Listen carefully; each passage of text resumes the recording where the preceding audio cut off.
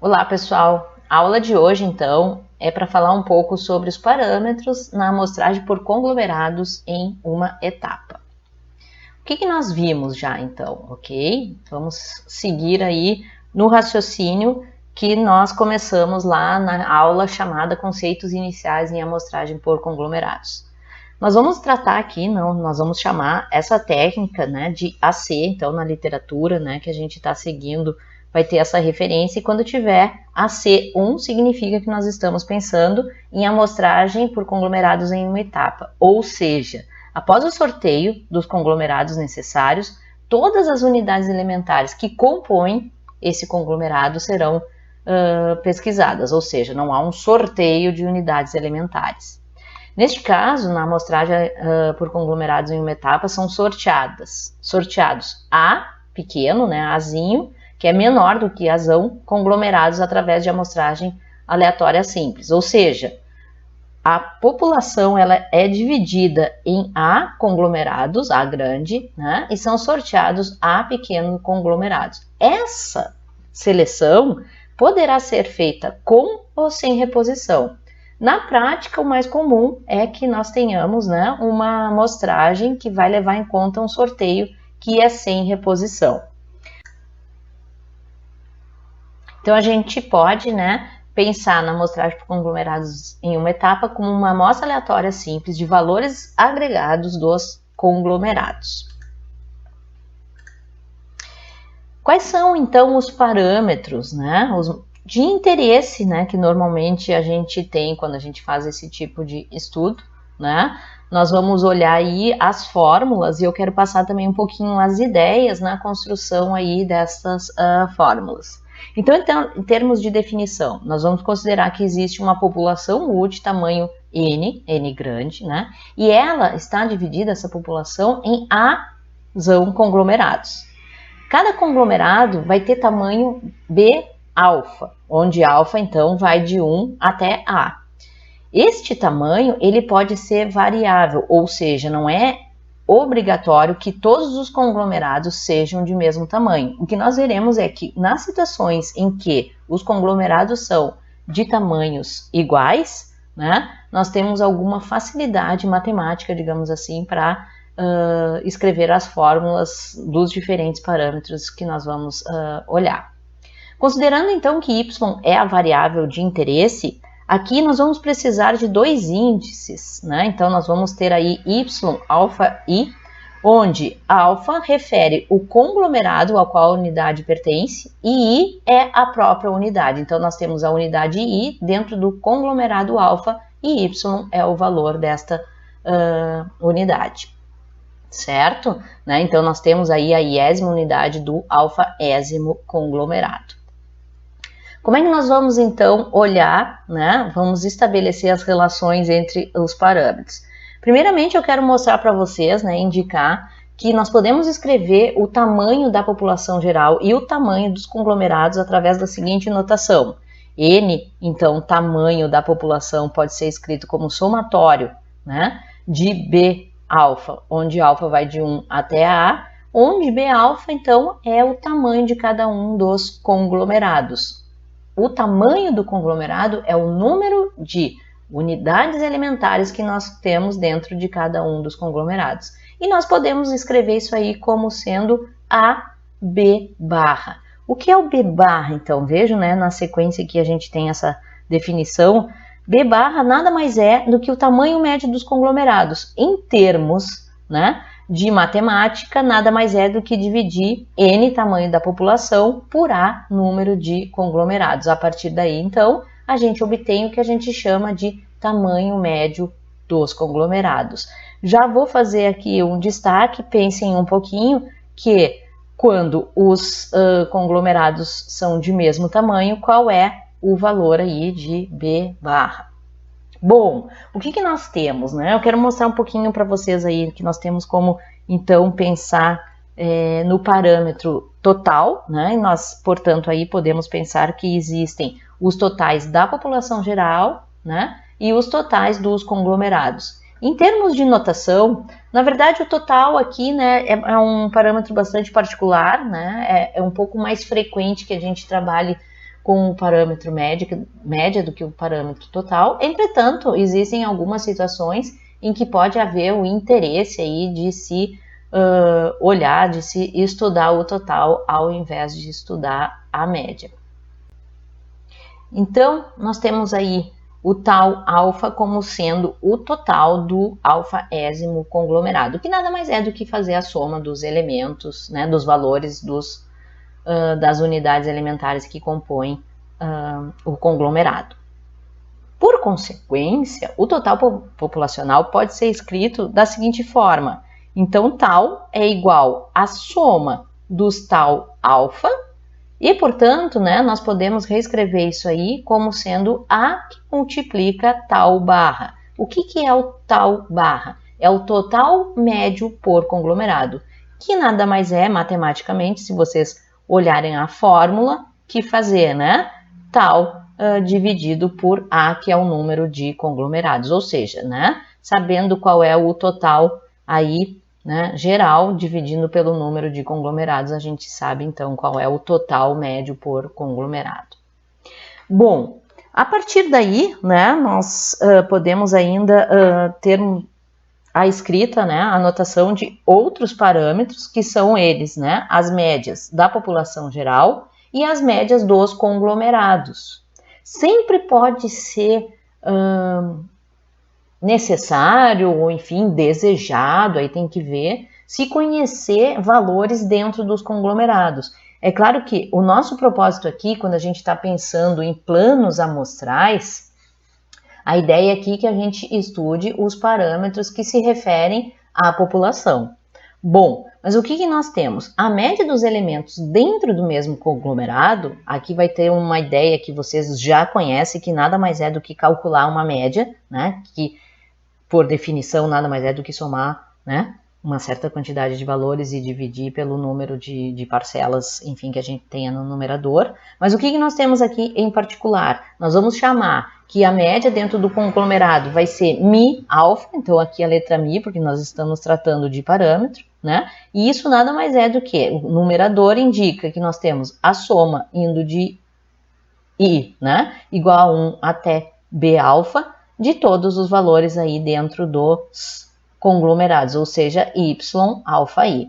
E isso tudo dividido por b alfa, que nada mais é que o tamanho do conglomerado, tá? Ou seja, o número de unidades. Isso pode ser reescrito como tal alfa dividido por b alfa.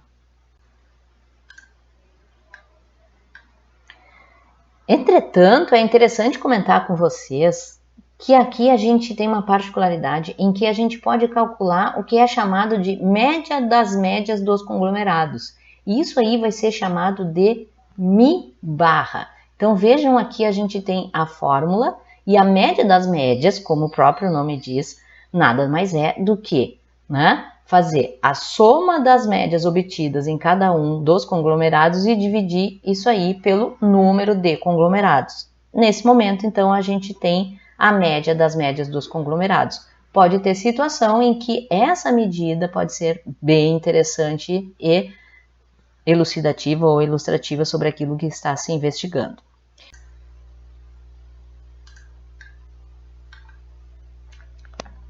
Então, nós temos aí a média geral da população, que é dada por mi, a notação que a gente normalmente utiliza para o parâmetro média, que pode ser escrito como tal dividido por n, ou seja, é o total da população dividido pelo tamanho da população.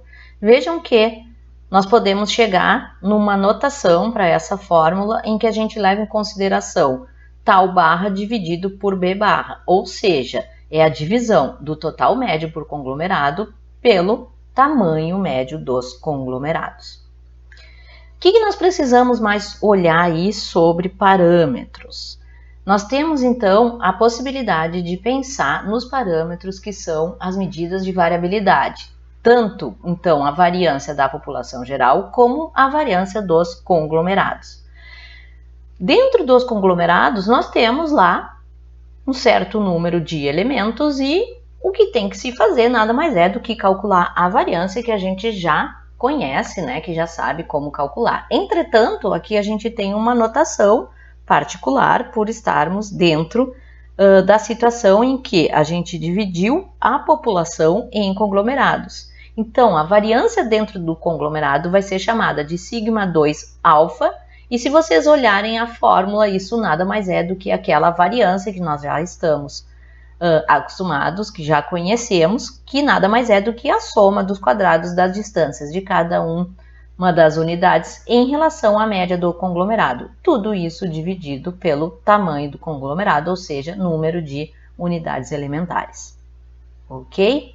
Bom, a partir daí, para nós termos uma medida geral, ou seja, uma medida da variância da população geral, nós podemos escrever sigma 2 como sendo a soma dos quadrados das distâncias de cada um dos valores em relação à média geral, levando em consideração que essa soma tem que passar por I indo de 1 até B alfa, né? Então nós temos aqui Y alfa I, né? Ou seja, passando por todos os elementos do conglomerado, né? Dos conglomerados, e alfa indo de 1 até A, ou seja, passando por todos os conglomerados que a população possui.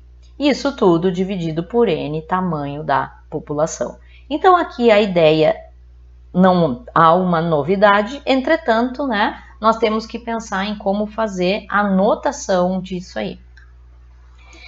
O que nós temos agora de particularidade quando nós pensamos em uma estratégia que usa a conglomeração da população, tá? E isso vai ser um pouco parecido com o mesmo raciocínio que a gente teve lá em amostragem estratificada, que nós podemos pensar, na verdade a gente consegue escrever ou raciocinar que nós podemos decompor a variância populacional em duas componentes que são a variância que se leva em conta dentro dos conglomerados e a variância que se leva em conta entre os conglomerados, aqui denotado então por DC e EC.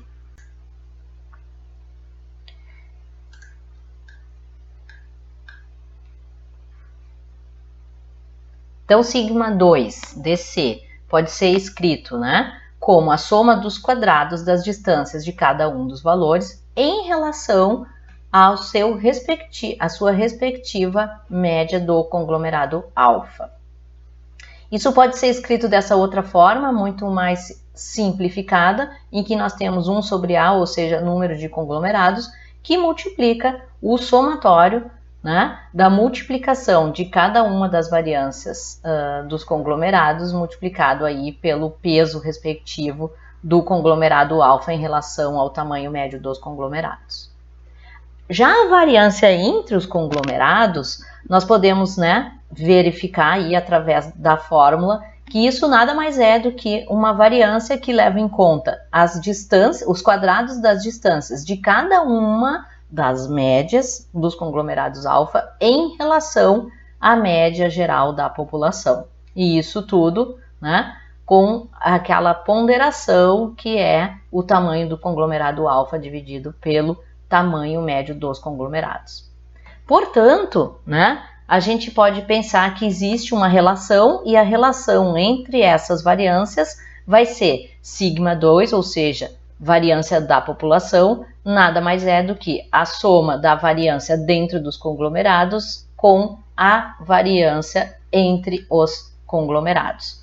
Bom, e se todos os conglomerados tiverem o mesmo tamanho, ou seja, e se B alfa é igual a B?